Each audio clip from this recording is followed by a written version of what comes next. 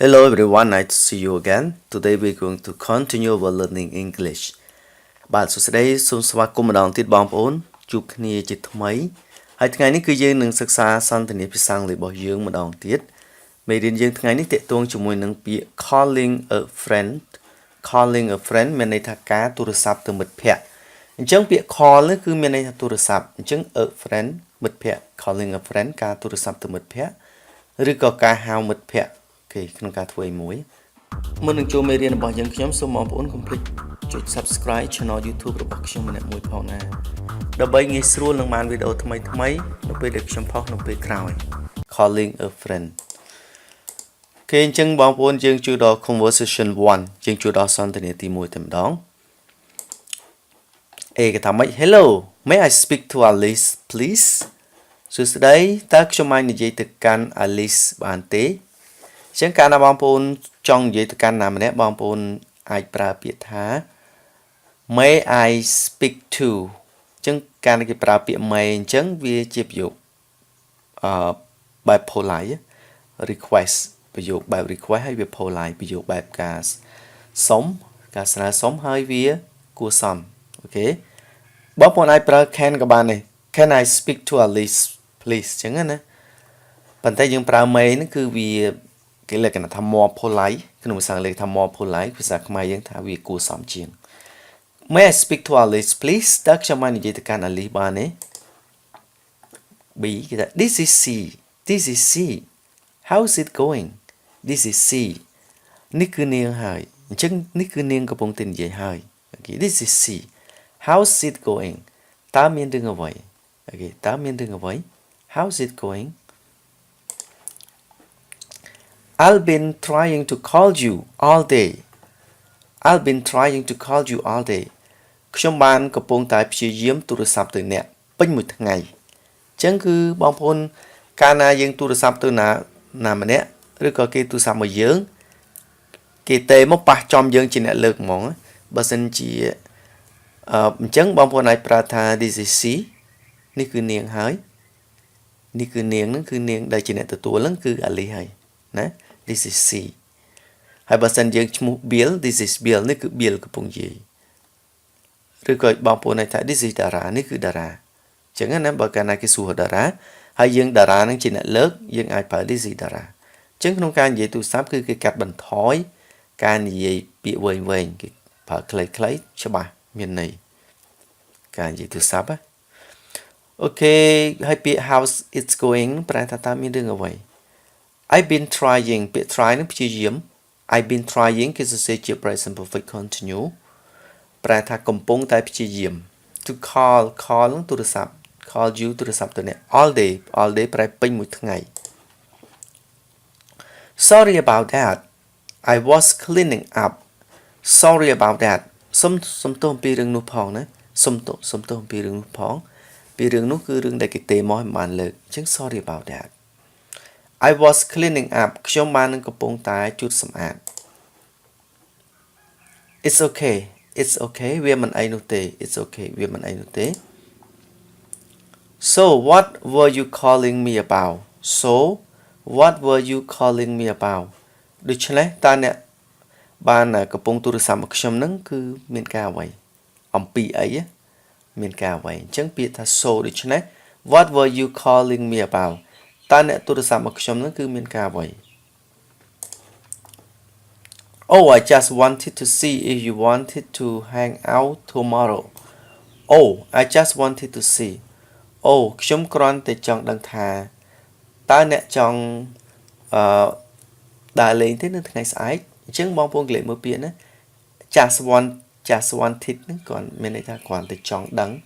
just wanted to see នឹងឃើញដឹងឬក៏យល់យើងប្រើទៅតាមស្ថានភាពប្រយោគក្នុងហ្នឹងគឺ I just wanted to see ខ្ញុំគ្រាន់តែចង់ដឹងចង់យល់អញ្ចឹងណា if you wanted ប្រសិនបើអ្នកចង់ to hang out ហ្នឹងមានន័យថាដើរលេងណាដើរកម្សាន្តឬក៏ដើរលេងជាមួយគ្នា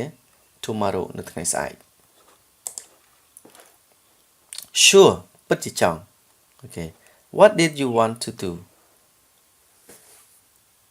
តើអ្នកមានបំណងចង់ធ្វើអីដែរអញ្ចឹង What did you want to do តើអ្នកមានបំណងចង់ធ្វើអីដែរ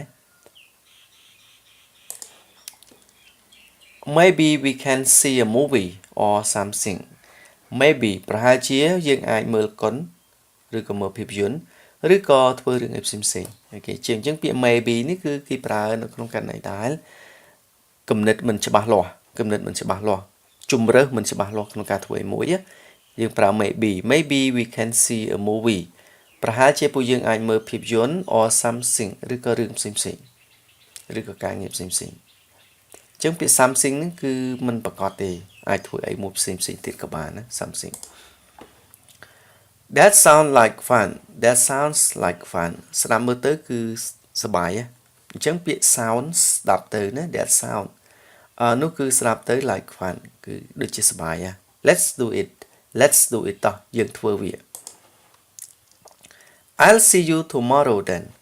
អញ្ចឹងខ្ញុំនឹងជួបអ្នកនៅទីនោះអូខេអញ្ចឹងពាក្យ see you ជួបអ្នកណា tomorrow នៅថ្ងៃស្អែក then អញ្ចឹង